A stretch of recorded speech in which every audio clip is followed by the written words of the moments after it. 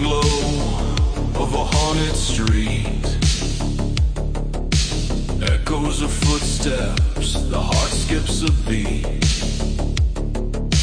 Cold wind whispers, a shiver in the air.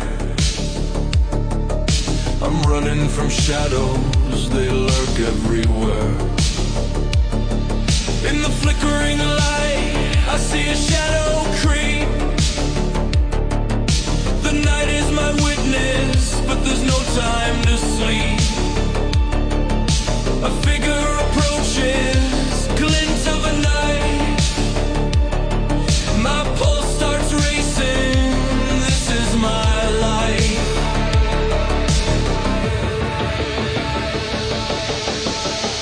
Chasing shadows through the dark. Fear takes hold and leaves a mark. In a world where nightmares come alive, can I escape this horror to survive? With every breath, the danger draws near. I'm caught in Curse of the Jersey Devil, a Jason Voorhees story by Rashad M. Moore. Act 3, Teaser. Wolfram and Hart. Inside an office room at Wolfram and Hart, New York City headquarters, Director Lila Morgan asked Miss Acker a question about Wolfram and Hart's mission statement. Director Morgan was a woman who had the reputation of being a dedicated team player for the senior partners at the law firm. She had a sharp understanding, but had a no-nonsense attitude about doing her duties. Director Morgan spoke and asked rhetorically, "Can you tell me, Miss Acker, what is the purpose of the directors being in Crystal Lake, New Jersey?" Miss Acker replied, "Our mission statement, ma'am, is to test our new mind control program on the townspeople of Crystal Lake, and for our law firm, Wolfram and Hart, to obtain the specimen who goes by the name of Jason Voorhees." Director Morgan responded to Miss Acker, "That is right, Dr. Acker. So now it's crystal clear that we are on the same frequency of understanding when it comes to accomplishing our mission at Camp Crystal Lake." Miss Acker swallowed hard and reacted to what the director just told her and said, "Yes, ma'am, crystal clear."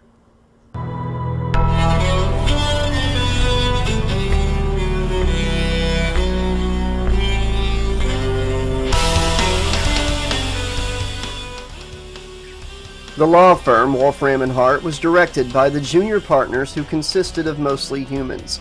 The junior partners were the intermediators to their financial clients and to the senior partners who created the law firm. The senior partners, also known as the descendants of the Ancient Ones, were cosmic entities in their origins. They were fallen demons who refused to relinquish their time served on Earth and refused to go back to the demon realms. So they, the demons, instead used the energy of the human population to fuel themselves and to keep out non-Earthlings. Intergalactic entities from other realms and dimensions tried to intervene to help humanity, but the ancient Wolfram and Hart found ways to prevent the communication from happening. Wolfram and Hart was just about everywhere: religion, politics, entertainment, war, education. Over the millennia, the ancient Wolfram and Hart had accumulated enough information about the human species to feel confident enough to finally infiltrate and influence themselves into the psyches of the Homo sapiens. They created multiple psychological ways to manipulate the masses. The Montauk Gate Ultra Project was created to manipulate, influence, and control the human society. Wolfram and Hart were specialists who specialized in human mind control. They eventually grew in their knowledge to have the ability to influence cultural trances into the 99%. They create trends in society, causing men and women to bicker with each other, starting wars overseas, crashing economies, causing inflation, and creating conflicts between races and religions. To them, human turmoil was a business. The human atrocities would fuel their rebellious power to the cosmos that created them. Wolfram and Hart was a threat to all of humanity, all of mankind. Director Morgan inquired to Miss Acker about the recent behavior of the artifacts. Director Morgan asked Miss Acker, "Did you use the environmental endorphin influencer machine on any of the specimens for the artifacts?" Miss Acker replied, Yes, ma'am. We used the machine on Deputy Eduardo Dominguez when we recorded his interactions with the White Pine Slaughterer. Our brainwave scans show that Dominguez acted out in irrational behavior, causing him to shoot the assailant multiple times, including in the head, without any regard to restraining it." The director responded, "Great. Now we have footage showing a Crystal Lake police officer killing an unarmed man. We can put this footage out into the public media of Wessex County. It should go smoothly and according to plan. So the Crystal Lake police want to interfere with our operation? Miss Acker, deploy the next artifact to the Crystal Lake Police Precinct. Deploy Matt Cordell, the maniac cop."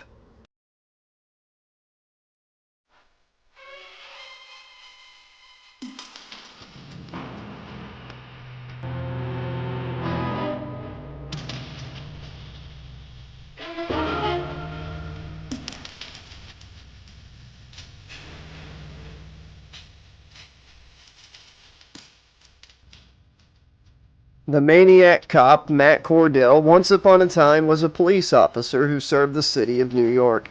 For most of his career as a cop, Cordell was known as a tough, hard-nosed, headstrong police officer who punished criminals and served the public. Some civilians prided Officer Cordell on his work, thanking him for removing their neighborhood bad guys, but many also viewed Officer Cordell in a negative way, as being too eager, too overzealous to get involved with what he viewed as potential crime. Fast forward to Cordell sticking his nose into another officer's business, where it led to the police commissioner framing him for crimes that he didn't commit. There was some corruption within the police precincts.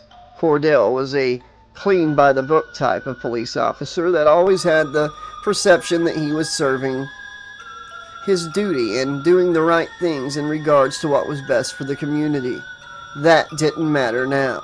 Matt Cordell was now known as the Maniac Cop.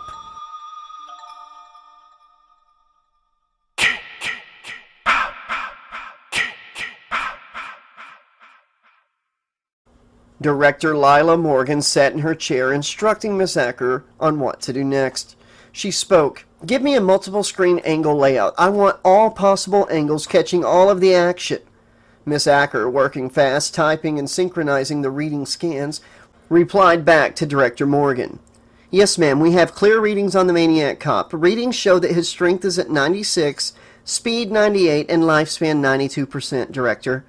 Director Morgan waited a few seconds to respond, and then she replied back to Miss Acker. "That's good news, Doctor. We'll see how long we'll be able to keep this artifact, considering that we're using this one because of an interference. Interference artifacts have no time limit. They act as special pieces in the Director's games. The Crystal Lake Police won't be expecting this. Too bad. They should have stayed out. Now, because of them, I will have to deploy an artifact into the town. But for now, let's put our focus on the good old public servants. Let's see how they do." Miss Acker spoke. "Understood, ma'am. One more thing I must add, Director. The engineering and maintenance departments have detected the locations of Quentin Esposito and Aries the dog, along with another group that's near them.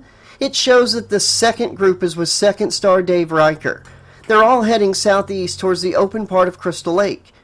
The Director then said out loud, "An interesting situation we have, a twofer. We get to run 2 artifacts at once, a rare opportunity, but a great one to say the least. So the groups want to be campers, huh? I have something that fits their narrative. Deploy the other artifact, Angela Baker. She'll be the happy camper that they're looking for." You're in good hands, it's okay, you're never alone. Mommy and Daddy put their trust in you. Marcus Duke spoke to Harmony. "Where did you come from and why are you here?" Harmony Sully replied to Marcus. "Well, I came here with my family, but We were attacked by a raging rabid brown bear in our cabin in the middle of the night, and I've been trying to reunite with my family ever since. Faith then added, Yeah, bro, apparently that Jason Voorhees guy you fought is after her relatives. Also, she's the one who healed you. Marcus responded, So that's why you said, and you're welcome. Well, thanks for healing me up. Where is Mr. Sully, Faith? Faith paused for a moment and then explained. Well, Marcus, when me and Mr. Sully was at your side when you were unconscious, Jason teleported. Yeah, that's right, teleported and took Mr. Sully. It happened so fast I couldn't defend him. I blame myself for that. I thought that he was safe around me, but apparently not. This Voorhees guy is more unpredictable than I expected. Marcus replied, Well, that's not what I wanted to hear, but we'll have to work with what we have. Hopefully Mr. Sully is still alive, though I can't sense his presence at all. Harmony joined the conversation. I miss Grandpa. Before we were attacked by the bear in the middle of the night, Grandpa Sully kept mentioning how he had a strange feeling and that he didn't think it was a good one. Less than 2 hours later, that not so good feeling came to life. How can we fix this? Faith assured Harmony. Hey girl, we're gonna find a way to get you back to your family, honey. Just keep your head on a swivel. In my short time in knowing you, Harmony, you seem like a sweetheart. Lord knows we all need someone pleasant in our lives, but now is the time to be cutthroat. Hang in there. You'll be 5 by 5. You just have to have a little faith, pun intended. Faith continued.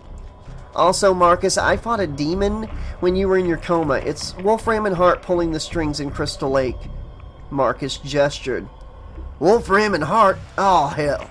These bastards are interested in Crystal Lake, New Jersey now? If this is the case, Faith, we may need extra support. But for now, you and I'll have to team up to beat Jason. Faith responded. I know that you wanted to get your personal revenge against Jason, Marcus, but we should have teamed up from the start. Marcus said to Faith, Yeah, I had to get that out of my system. I accumulated a lot of rage over the years, and unfortunately, it has taken a toll on my body. I feel much better now, at least my conscience does. Faith, I understand, Marcus. I know what it's like to be deprived, and I also know what it's like to get revenge on someone who has hurt me. We have that in common now. Harmony continued. Hey, you two? Maybe we should find cover so that we can rest up and prepare. Marcus continued. Yes, I agree, Faith. I saw something when I stabbed Jason in the heart with the Kandarian dagger. Faith asked with anxious curiosity. Yeah, like what? Marcus answered. When I stabbed Jason with the dagger in his heart, I could feel that I hurt him. It's like when the blade is inside of Jason, he has a vulnerability. I think I hurt him real badly. Also, when I was striking him, it felt like he was draining my energy, like he was stealing it and fueling himself. Faith replied back to Marcus. From the looks of it, he has an accelerated healing factor, and apparently he somehow has the ability to manipulate the weather, which seems like it contributed to his healing. We are in for it, Marcus. We have to deal with Jason Voorhees and Wolfram and Hart. I think you need to mind link with Tina and Rennie now.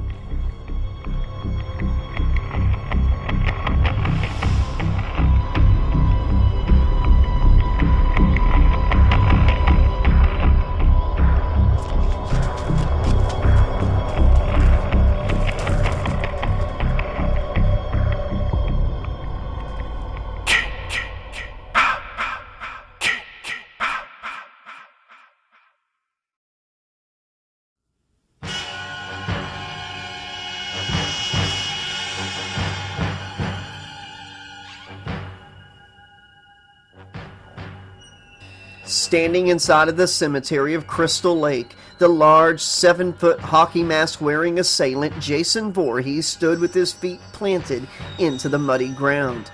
He charged and powered up his body.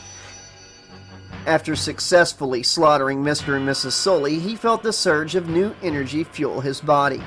The deceased spirits of his past victims shot out of his aura, and then back into his body. Over the past 4 decades, Jason Voorhees has single-handedly murdered over 3,000 people. Both men and women did their best to try and stop the malicious beast, but every time they tried to stop him, or appeared to have defeated him, Jason always came back stronger. Meta Jason stood in place, waiting for further instructions. Then, a single rage spirit spoke to Meta Jason in his head. Yes, my child, killing Mr. and Mrs. Sully was long overdue. They deserved every bit of it.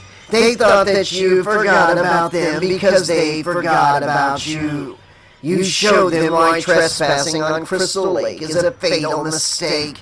If we could resurrect them to kill them over and over and over, I would. But we must focus our rage on the rest of the family.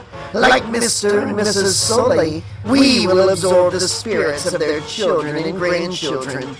Did you recognize the energy signature of the one you fought, Jason? He is the family member of Creighton Duke, the man you killed in 1993, the bounty hunter. The one who gave your niece the Kandarian dagger that killed you and sent us to hell. We have to give him a special kind of killing. A slow, painful, excruciating, agonizing one. Wolfram and Hart, also known as the directors, had no idea and could not see or sense the existing presence of Meta Jason or the Rage Spirits. They only knew of Mr. Voorhees and the artificial Jason who they had helped reassemble, Johnny Voorhees, aka the White Pine Slaughterer. But he was now dead, deceased. Wolfram and Hart monitored as much of Crystal Lake and Clearwater as they could, but they still couldn't cover the whole premises. Unaware that the Rage Spirits existed, the Rage Spirits telepathically communicate a mental signal. They were sending a signal to Mr. Voorhees. The Rage Spirit spoke to Mr. Voorhees in his head. You have done well, my friend. Like your son Jason, you will be rewarded with all of the spirits your aura can consume. The Sully family and Wolfram and Hart must go. Jason is now powerful enough to take on all comers. That one who went toe-to-toe with Jason and that female who interrupted us must die as well. I want an all-out bloodbath. I want to hear them scream in terror, beg for their lives. They will be shown no mercy. Mr. Voorhees responded to the Rage Spirits. Yes, my lord, I will deal with them at once. We have the family right where we want them, in a vulnerable position. But there is one individual interfering with our plans. Riker. He has recently killed my boy Johnny. He's a Highlander and has grown to become a burden to our operation. The Rage Spirits reacted to Mr. Voorhees' news with anger in their voice. He will suffer the consequences like everyone else who works for Wolfram and Hart. He is no exception. Riker is your personal problem now, Jebediah. You have my permission to eat his spirit. Mr. Voorhees said with great enthusiasm. Yes, my lord, you have guided my bloodline through the new world for generations. It will be my honor to kill a Highlander in the name of the curse of the Jersey Devil. May we all feed on the blood of our enemies. O great spirits, my fury, hear my battle cry.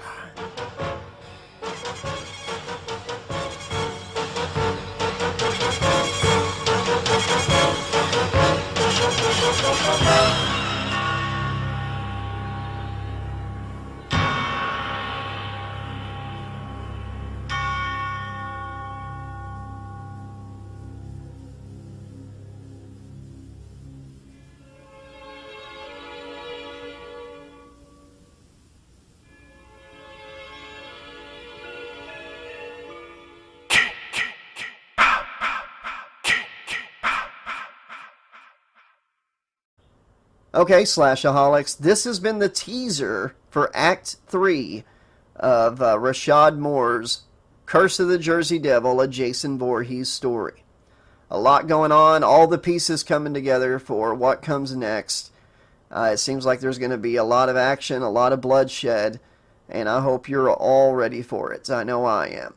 So be sure to click the like button, drop a comment below, let Rashad know what you thought of tonight's narration of his teaser for Act 3, and if you're looking forward to what comes next, and if you have any questions for him, I'm sure he'll answer in the comment section below. If you want to support the channel, the best thing you can do is subscribe and click the bell so you always know when new chapters of these books are dropping. And if you want to go the extra mile, there's a whole list of ways you can do that. You can become a channel member, you can become a Patreon member, there's an Amazon gift wish list, you can get a cameo video, we have a merch store, books on Amazon, you can do super thanks tips in the comments below, or a super thanks tip through PayPal or Cash App. Like I said, so many different things you can do. All the links and information is in the pinned comment and description. Until next time, this has been your friendly neighborhood 80s slasher librarian saying thanks for listening, be excellent to each other, and remember, the sun never sets on those who ride into it. Stay sane inside insanity out there, and I'll see you soon.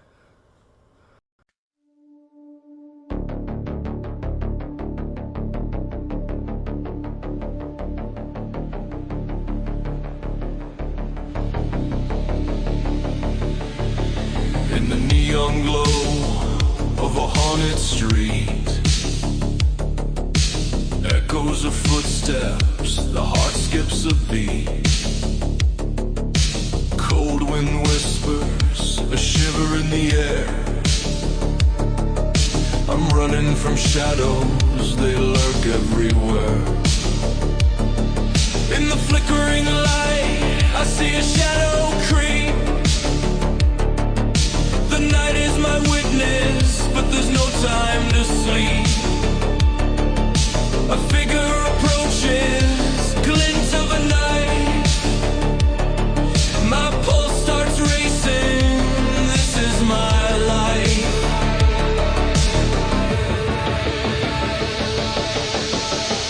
Chasing shadows through the dark.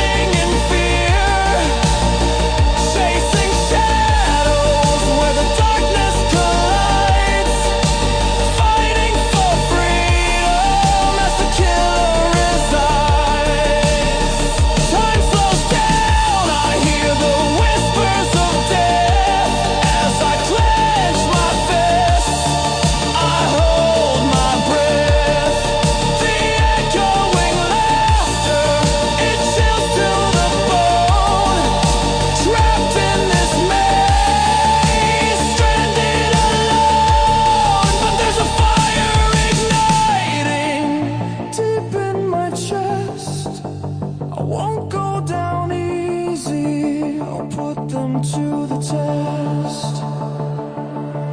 The silence breaks, and I'm not backing down. The knife glints sharp, but I'm wearing my crown. I turn to face what has haunted my nights. The killer, the monster, engulfed in my fright.